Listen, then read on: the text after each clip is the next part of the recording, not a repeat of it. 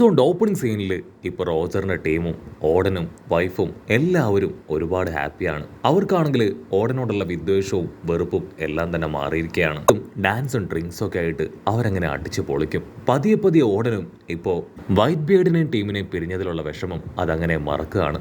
അങ്ങനെ റോജറിനെ കാണാനും അവനോട് സംസാരിക്കുവാനുമായിട്ട് ഓടനാണെങ്കിൽ അവൻ്റെ അടുത്തേക്ക് വരും. അപ്പോഴായിരിക്കും ഡോക്ടർ റോജറിന് ഒരു ഇഞ്ചക്ഷൻ വളരെ ഇമ്മീഡിയറ്റ് ആയിട്ട് കൊടുക്കുന്നത് കാണുക. ആണെങ്കിൽ റോജറിനോട് ചോദിക്കും, എന്തു പറ്റി, നിങ്ങൾക്ക് സുഖമില്ലേ? അതിന് റോജർ ക്യാഷ്വലായിട്ട് പറയും, എനിക്ക് കുഴപ്പമൊന്നുമില്ല, ഇടയ്ക്ക് ഇത്തരത്തിലൊരു ഇഞ്ചക്ഷൻ അതെനിക്ക് വേണം, എങ്കിൽ മാത്രമേ എൻ്റെ ബോഡി ഒന്ന് ഉഷാറാവൂ. ഡോക്ടർ ആണെങ്കിൽ അത് കേട്ട് വണ്ടർ അടിക്കും, റോജർ നീ ഇനിയും ഇതിനെ തമാശയായിട്ട് കാണാനായിട്ട് പാടില്ല.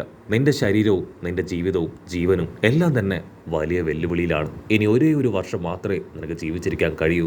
ഇനിയെങ്കിലും നീ എല്ലാവരെയും അറിയിക്കണം. അത് കേട്ട് ഇവിടെ ഓടൻ ഷോക്കാവുകയാണ്. റോജർ ആണെങ്കിൽ ഇപ്പോൾ ഓടനെ സമാധാനിപ്പിക്കും, നീ ടെൻഷൻ ആവേണ്ട കാര്യമൊന്നുമില്ല, എനിക്കൊന്നും സംഭവിക്കില്ല.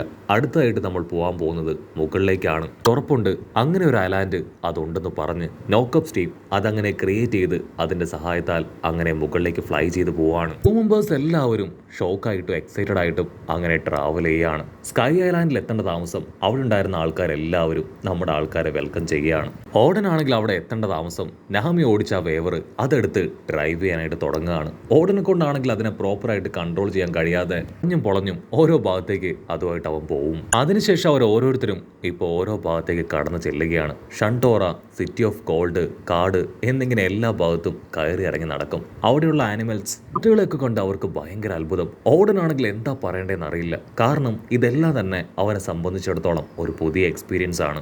ഇവിടെ റോജർ ആൻഡ് ടീമാണെങ്കിൽ ആ വലിയ ഗോൾഡൻ ബെല്ല് അതുകൊണ്ട് വണ്ടർ അടിച്ച് നിൽക്കുകയാണ്. ബഗ്ഗി ആണെങ്കിൽ ഇപ്പൊ റോജറിനോട് പറയും, ബോസ് നമ്മളെങ്ങനെ ആ ഗോൾഡൻ ബെല്ല് അത് ഇവിടുന്ന് കൊണ്ടുപോകും? അതിന് റോജർ പറയും, ഞാൻ ആ ഗോൾഡൻ ബെല്ലിനെ റെസ്പെക്ട് ചെയ്യുന്നുണ്ട്, അത് ഇവരുടെ വലിയൊരു അടയാളമാണ്, അത് നമുക്ക് ആവശ്യമില്ല. പക്ഷെ അവർക്കാണെങ്കിൽ അവരെ തന്നെ കൺട്രോൾ ചെയ്യാൻ കഴിയില്ല. അവരൊരു പൈററ്റ്സ് ആണ്, അതിന്റെ ഒരു പീസെങ്കിലും അടിച്ചു മാറ്റാനായിട്ട് അവരുടെ മനസ്സങ്ങനെ വെമ്പും.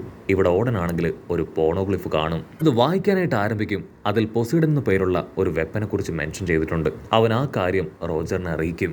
റോജർ ആണെങ്കിൽ ഓടനോട് ആ പോണോഗ്ലിഫിൽ കുറച്ച് കാര്യങ്ങൾ കൂടെ ആഡ് ചെയ്യാനായിട്ട് പറയും. മറ്റൊന്നുമല്ല, ഞാൻ ഈ ഐലാൻഡിലേക്ക് എത്തിയിരിക്കുകയാണ്, തീർച്ചയായിട്ടും അധികം വൈകാതെ തന്നെ ഈ ലോകത്തിന്റെ എൻ്റെ ഐലാൻഡിലേക്ക് ഞാൻ എത്തിപ്പെടും. അതിനുശേഷം എൻ്റെ ട്രാവൽ അത് ഞാൻ അവസാനിപ്പിക്കും എന്നായിരിക്കും അവൻ പറയുക. അതനുസരിച്ച് ഓടനും കൃത്യമായിട്ട് അതവിടെ എഴുതി വെക്കുകയാണ്. ഓടന് നന്നായിട്ട് അറിയാം റോജർ ആള് വളരെ വേഗം ഈ കാര്യങ്ങളൊക്കെ ചെയ്തു തീർക്കുന്നത് 1 വർഷം മാത്രമേ ആളുടെ ലൈഫ് സ്പാൻ അത് ബാക്കിയുള്ളൂ എന്ന കറക്റ്റായിട്ടുള്ള ബോധ്യം അതുള്ളതുകൊണ്ടാണെന്ന്. എന്തായാലും കുഴപ്പമില്ല, അദ്ദേഹം മരിക്കുന്നത് വരെ ഞാൻ അദ്ദേഹത്തിന്റെ കൂടെ ഉണ്ടാവുമെന്ന് ഓടനാണെങ്കിൽ അവന്റെ മനസ്സിൽ പ്രതിജ്ഞ എടുക്കും. അതിനുശേഷം ആ ഒരു ഐലാൻഡിനോടും യാത്ര പറഞ്ഞ് അവർ തിരികെ പോവാണ്. നമ്മുടെ ആൾക്കാർ എങ്ങനെ തിരികെ പോയോ അതുപോലെ തന്നെ കപ്പലിൽ താഴേക്ക് നല്ല ഫോഴ്സിൽ വരും.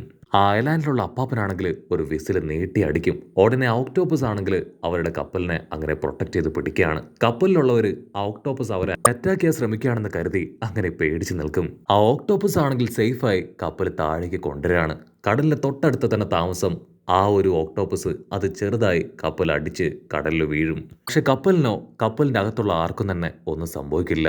ഇവിടെ എപ്പോഴത്തേതും പോലെ ബഗ്ഗിയും ഷാങ്സും അവരാണെങ്കിൽ എന്തൊക്കെയോ ചില കാര്യങ്ങൾ പറഞ്ഞ് തർക്കിക്കുകയാണ്. ഡെയിലി ആണെങ്കിൽ അവരുടെ രണ്ടുപേരുടെയും തലയ്ക്ക് ആഞ്ഞടിക്കും. നിങ്ങൾ രണ്ടുപേരും എപ്പോഴും ഇങ്ങനെ തന്നെയാണ്, വെറുതെ ഒരാവശ്യമില്ലാതെ പരസ്പരം ഫൈറ്റ് ചെയ്യും. ഇവിടെ ഓടനാണെങ്കിൽ അവന്റെ ടീംമേറ്റ്സിനോട് പറയും, നമ്മളിനി പോകാൻ പോകുന്നത് ഗ്രാൻഡ് ലൈനിലെ ലാസ്റ്റ് ഐലാൻഡിലേക്കാണ്. പക്ഷെ അതിനു മുൻപ് ആ 4 റോഡ് പോണോഗ്ലിഫ് അത് നമുക്ക് കിട്ടണം. ഉടനാണെങ്കിൽ അത് കേട്ട് ഇപ്പൊ ആളോട് പറയും, ഞങ്ങളുടെ ഐലാൻഡിൽ ഒരു പോണോഗ്ലിഫ് ഉണ്ട്. അടുത്ത നിമിഷം ഡോഗും ക്യാറ്റും അവർ രണ്ടുപേരും പറയും അവരുടെ ഐലാൻഡിലും ഒരു റെഡ് പോണോഗ്ലിഫ് ഉണ്ടെന്ന്. അത് കേട്ട് റോജറിനാണെങ്കിൽ ഭയങ്കര സന്തോഷം. ഓൾറെഡി ബിഗ് മോമിന്റെ പോണോഗ്ലിഫിന്റെ കോപ്പി ആളുടെ കയ്യിലുണ്ട്. മാത്രമല്ല ഇപ്പൊ 2 പോണോഗ്ലിഫുകൾ കിട്ടിക്കഴിഞ്ഞു, 3 എണ്ണം ആളുടെ പക്കലുണ്ട്. ഈ ബാലൻസ് ഉള്ളത് ഒരേ ഒരു പോണോഗ്ലിഫാണ്. അതെവിടെയാണുള്ളതെന്ന് റോജറിന് നന്നായിട്ട് അറിയാം. പക്ഷെ ഇപ്പോഴത്തെ അവരുടെ പ്രശ്നം അത് മറ്റൊന്നുമല്ല, അവരുടെ കപ്പല് അതിപ്പോ നല്ല രീതിയിൽ വീക്കായിരിക്കുകയാണ്. എത്രയും വേഗം ആ കപ്പലിന് അറ്റകുറ്റപ്പണികൾ നടത്തണം. സോ ഷിപ്പ് ബിൽഡ് ചെയ്യുന്ന ആ ഒരു ഐലാൻഡിലേക്ക് ഇപ്പൊ കപ്പൽ ടേൺ ചെയ്ത് വിടും. അവരാണെങ്കിൽ ഞൊടിയിടയിൽ കപ്പല് വാട്ടർ 7 ഐലാൻഡിലേക്ക് എത്തിക്കുകയാണ്. ഉടനാണെങ്കിൽ ഭയങ്കര എക്സൈറ്റ്മെന്റിൽ ആ ഒരു ഐലാൻഡിലെ കാഴ്ചകൾ കാണുകയാണ്. ആദ്യമായിട്ടാണ് കടലിൽ ഇത്തരത്തിൽ വലിയൊരു ഐലാൻഡ് പണി തീർത്തിരിക്കുന്നത് അവൻ കാണുന്നത്. ശരിക്കും ഒരു അത്ഭുതം തന്നെയാണെന്ന് പറഞ്ഞ് അവരെല്ലാവരും അതങ്ങനെ കണ്ണുമ വെട്ടാതെ നോക്കിക്കണ്ട് ആസ്വദിക്കുകയാണ്. അതിനുശേഷം റോജർ ആണെങ്കിൽ ഇപ്പൊ ടോമിനെ മീറ്റ് ചെയ്യാണ്. ഇദ്ദേഹമാണ് കോൾഡി റോജറിന് കപ്പൽ തയ്യാറാക്കി കൊടുത്ത ആ ഒരു ഷിപ്പ് മേക്കർ. ആണെങ്കിൽ ഇപ്പോൾ ടോമിനോട് ക്യാഷ്വലായിട്ട് സംസാരിക്കും. ഞങ്ങൾ ആക്ച്വലി ഇവിടേക്ക് വന്നത് ചെറിയൊരു ഹെൽപ്പിന് വേണ്ടിയാണ്. ഞങ്ങളുടെ കപ്പൽ അത് ഒരുപാട് ഉയരത്തിൽ നിന്ന് താഴേക്ക് വീണു. സോ കപ്പലിനാണെങ്കിൽ ചെറിയ കേടുപാടുകളൊക്കെ സംഭവിച്ചിട്ടുണ്ട്. ടോമിനാണെങ്കിൽ അത് കേൾക്കുമ്പോൾ തന്നെ പിടികിട്ടും അവർ സ്കൈ ഐലാൻഡിലേക്ക് പോയിരുന്നുവെന്ന്. ആ കാര്യം ഇപ്പോൾ ടോം ചോദിക്കും. അതിന് ആണെങ്കിൽ അതെ, ഞങ്ങൾ അവിടേക്ക് പോയിരുന്നു. ഇവിടുത്തെ ആ ഒരു ട്രെയിൻ വർക്ക് അത് എവിടെ വരെയായി?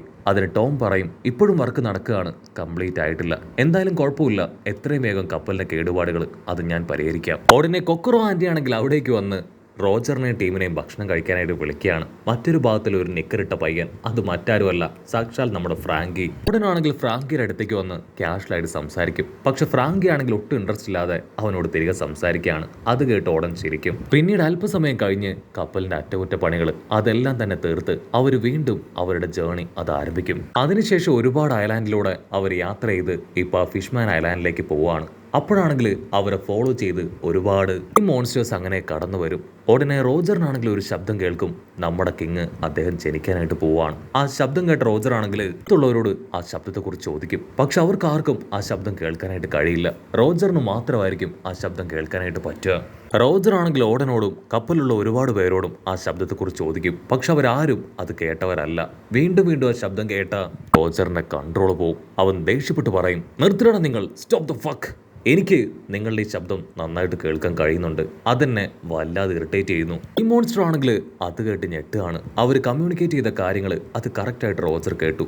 റോജറിനെ പോലെ തന്നെ നമ്മുടെ ലൂഫിയും അവർ സംസാരിക്കുന്നത് കേട്ടിരുന്നു. റോജർ ആ ടീമാണെങ്കിൽ പതിയെ പതിയെ ആ ഫിഷ്മാൻ ഐലാൻഡിലേക്ക് വരികയാണ്. ആക്ച്വലി വലിയൊരു കുമളയാണ് അതിനെ പ്രൊട്ടക്ട് ചെയ്തിരിക്കുന്നത്. നമ്മുടെ ആൾക്കാരുടെ കപ്പൽ കാണേണ്ട താമസം നെപ്റ്റ്യൂൺ ആണെങ്കിൽ അവന്റെ ആർമിയുമായി എൻട്രൻസിലേക്ക് വരും. നെപ്റ്റ്യൂണെ കാണേണ്ട താമസം റോജർ ആണെങ്കിൽ വിളിച്ചു പറയും, നെപ്റ്റ്യൂൺ, ഇത് ഞാനാണ് റോജർ. റോജറിനെ കാണുമ്പോൾ തന്നെ നെപ്റ്റ്യൂണിന്റെ ഉള്ളിലെ ടെൻഷൻ അത് കൂടും. കാരണം റോജർ അവൻ എപ്പോഴൊക്കെ ഇവിടേക്ക് വന്നിട്ടുണ്ടോ അപ്പോഴൊക്കെ എന്തെങ്കിലും പ്രോബ്ലം അവിടെ ഉണ്ടായിട്ടുണ്ട്.